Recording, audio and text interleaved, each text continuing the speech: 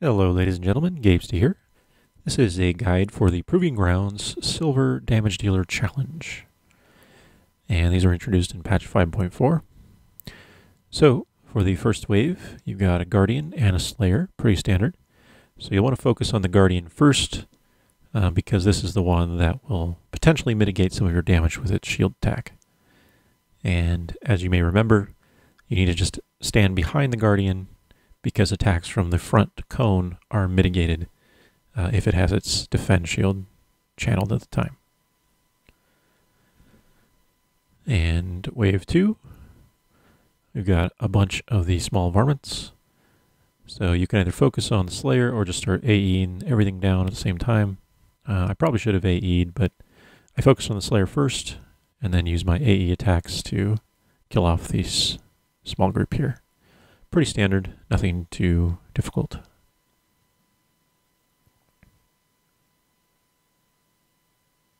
One general tip for these damage dealer challenges is to build up any small damage DPS cooldowns that you might have for the more difficult waves. So save them for the waves that you obviously don't need them, and then you can use them later on. So wave 3, you're introduced to the Amber Weaver for the first time. And this is kind of an annoying creature. It will chain cast an amber globule, and when a globule completes, it will chase you around the room for about 10 seconds or so. If it hits you or any other creature, it will turn that creature to an amber block for about 5 seconds and stuns them, but also increases the damage that that target takes by 50% for the duration. So you can theoretically use the Amber Weaver's globule attack to stun creatures that you want to kill, and they will take 50% more damage. Now, you don't really need to use that mechanic in the Silver Challenge that much, but in Gold and Endless, it becomes more important. So wave 4, you have a large globule spawner, the Amber Weaver. So kill him off first. Use interrupts or silences to stop his cast if you don't want to deal with dodging the globule. And then once he's dead, you can use AE attacks to kill off the small guys in the center. And then waiting on wave 5. So we're halfway through. So here we see a Mystic for the first time. And these are also caster mobs. However, these guys will cast a heal on a random enemy, essentially. Or the enemy that's, the lowest health at the time, effectively. So you want to focus on the Mystic first in this 5th wave. Use an interrupt or silence or stun evens to stop its heal. And once it's dead, then you can kill off the varmints after that. So this is just obviously an introduction to these new mobs and mechanics that you'll use going forward, pretty much. And what I like about the DPS challenge is that you have to really think about what mobs you're seeing in a particular wave and prioritize how you go about handling them.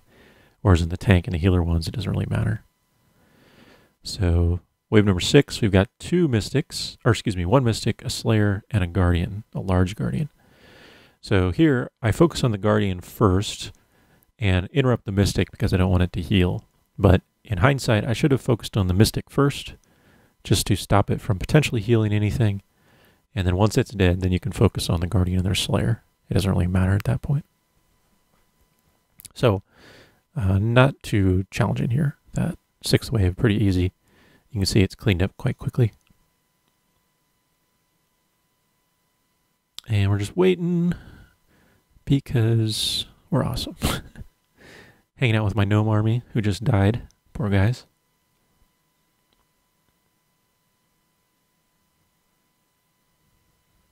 Here we go.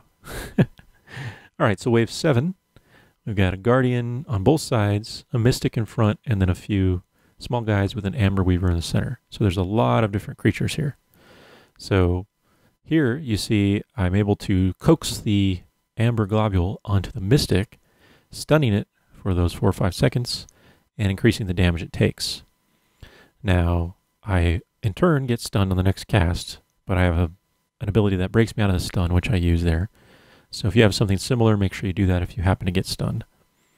Now, one thing you can do is sort of cheat and coax the globules to trigger, but then move away from them before they actually go off and hit you.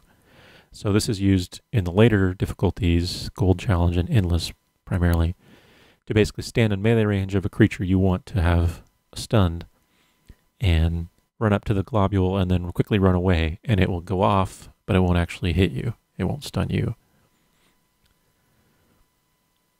So wave number 8, final wave, we've got a large mystic in the center, an amber weaver on either side, and a slayer. So here I decide to focus on the mystic, and I'm doing the sort of runaway method.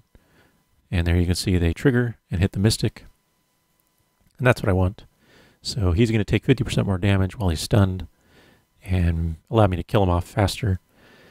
And there I get the amber weaver to be stunned as well. And here I don't really use my DPS cooldowns. I totally should have, because this is the final wave. So just prioritize your damage output cooldowns for this reason. There I get stunned again. I should have moved away when that was about to get in melee range of me.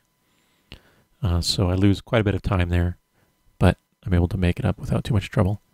So basic priority is the mystic first to prevent heals, then the 2 amber weavers because of their annoying globules, and then finally the slayer.